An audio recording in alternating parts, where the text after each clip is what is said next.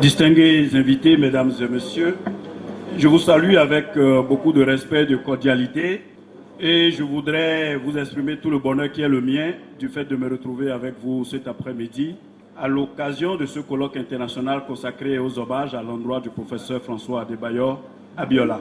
Un homme dont le parcours honore la commune de Sakété, les départements de Lomé Plateau, le Bénin et même l'Afrique. D'entrée, qu'il me soit permis de remercier et de féliciter ceux qui ont pris la noble initiative de l'organisation de ce colloque international et qui l'ont préparé de bout en bout avec efficacité pour que nous en soyons là aujourd'hui. Au-delà de ces remerciements et de ces félicitations, je veux leur dire qu'ils ont fait œuvre utile parce que tout ce qui a une portée historique est une valeur. Ils se sont sacrifiés et ont consenti d'énormes efforts pour que quelque chose de bien, de saisissant soit fait.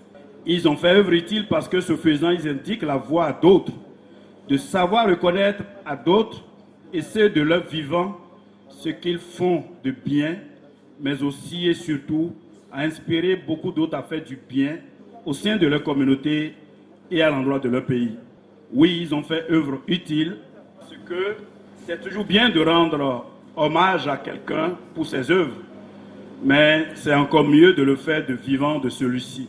C'est ce qui se fait ici. Cet après-midi, je tiens à le saluer de vive voix avec beaucoup de solennité. Qu'il me soit permis aussi de saluer avec déférence l'heureux du jour pour ses nombreuses contributions à l'émancipation et au développement du Bénin et de l'Afrique. Au Bénin, au Sénégal et dans beaucoup de pays africains, le nom du professeur François Adebayor Abiola résonne au son de l'intégrité, de probité morale, de grande capacité intellectuelle et de détermination au service du développement de son pays et du continent africain. Qu'il me soit permis enfin de remercier l'ensemble des participants à ce colloque pour avoir fait le déplacement en honorant de leur présence les présentes activités. La communication que je devrais faire et que je vais résumer en quelques mots porte en temps normal sur le thème « Renforcer l'esprit citoyen pour impulser un développement durable » au Bénin.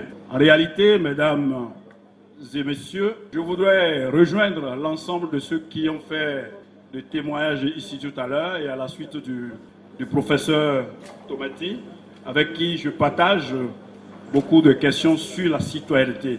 Pour dire en réalité, si j'ai choisi ce thème, dont j'ai envoyé la communication entière qui va certainement être distribuée, c'est pour dire qu'en réalité, les difficultés que nous avons dans le pays, non seulement au Bénin, certainement dans beaucoup de pays africains, ces difficultés sont dues essentiellement au fait que nous assistons, malheureusement avec beaucoup de saignées dans les veines, à l'érosion des valeurs citoyennes, à l'érosion des valeurs morales, à l'érosion des valeurs républicaines.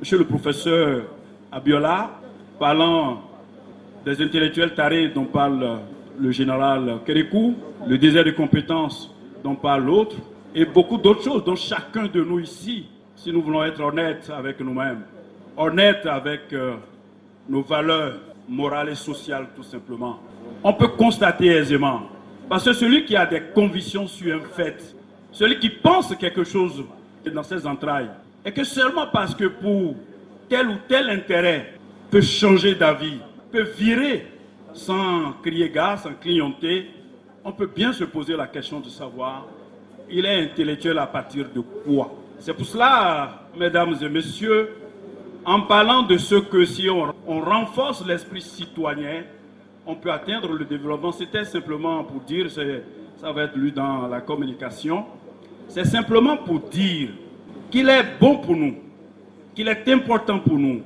intellectuel ou pas, n'importe quel citoyen du pays, d'avoir des convictions et d'avoir le courage de les assumer. Parce que malheureusement, quand vous prenez aujourd'hui le Bénin, toutes les valeurs pratiquement ont disparu au profit d'une seule, la valeur argent. Dans les couvents, à l'église, dans les mosquées, à l'université, dans les ministères, dans la direction générale, dans les préfectures, à divers niveaux, les valeurs morales, les valeurs sociales, les valeurs patriotiques, les valeurs citoyennes ont simplement disparu.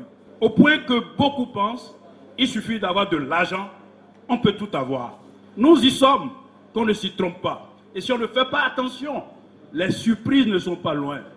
Si on ne fait pas attention, les surprises ne sont pas loin. Monsieur le professeur, je voudrais très sincèrement vous remercier. Tout ce que j'ai entendu ici cet après-midi, parce que Nigbami, comme on dit en Yoruba, il y a le temps pour parler et on n'a pas le temps.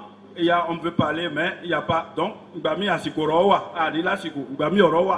c'est ça que je tendais de traduire. Je suis sur la terre de Sakété.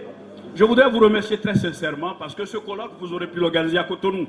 Vous aurez pu l'organiser beaucoup plus. Vous avez ramené ça ici à Sakété. Je voudrais vous en donner hâte. Je voudrais vous remercier très sincèrement. Et ça participe de ce que nous disons. Être proche de ces valeurs. Être proche de ces valeurs, je voudrais finir, puisque je n'ai que 5 minutes, pour vous donner 2 témoignages à la suite de tout ce que moi-même, tout ce que j'ai entendu ici. C'est parce que vous êtes un homme de parole. Moi, j'ai beaucoup de respect pour vous. J'ai un profond respect pour vous. Et je suis très heureux de voir qu'il y a beaucoup qui pensent comme moi. Vous êtes un homme de parole. Les Arabes disent, l'homme vaut la parole vaut l'homme. Un homme qui n'a pas la parole ne vaut rien. Un autre a dit, quoi qu'en soit ce que vous avez, si vous n'avez pas du cœur, vous n'êtes rien du tout. Monsieur le professeur, vous êtes un homme de parole. J'ai beaucoup d'autres, je vais citer une seule. C'est qu'à la suite de quelque chose à Porto-Novo, au moment où j'étais en responsabilité des départements de Lomé et Plateau, j'ai dit à un frère, paix à son âme, je dis, comme tu n'es plus d'accord là-bas, viens ici. Moi, je vais m'arranger. Je vais parler avec le ministre d'État. Si jamais ça ne marchait pas, on va te trouver quelque chose. J'en ai parlé au professeur Abiola. Nous sommes allés aux élections municipales. L'intéressé, effectivement, a échoué. Parce que par endroit, parfois, il faut rendre témoignage. Je vais parler du maire aussi de Moukaram. Père éternel à son âme. Je dis, si tu échoues, parce que la probabilité est forte, mais on va s'arranger. Le professeur Abiola m'a donné sa parole. Effectivement, on est allé aux élections. Mouka a échoué. Mais grâce au professeur Abiola, Moukaram Hossein a été nommé directeur de cabinet au ministère de la décentralisation. Ce fut à l'époque une parole tenue, non seulement moi qui m'a honoré, puisque moi j'avais donné ma parole à l'autre, mais celui qui m'a permis, moi, d'honorer ma parole, c'était le professeur Abiola.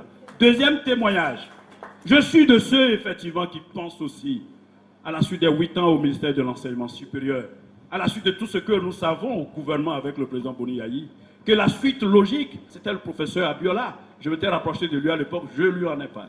On a eu des réunions. Quand il y a eu la grande surprise d'autres choses, j'ai été tout heureux de constater que le professeur Abiola, qui avait alors, au niveau des FCBE, au niveau de la classe politique mouvancière à l'époque, qui avait la possibilité de faire en sorte que les choses basculent. C'est ça la vérité. Au vu d'un homme de paix qu'il a, il a essayé d'apaiser pour dire, allons-y, puis c'est ce que le chef de l'État veut. Vous êtes un homme de parole, vous êtes un homme de paix. C'est ce témoignage surtout que j'étais venu rendre ici cet après-midi. Et je crois qu'on aura le temps prochainement pour en dire plus. Je vous remercie.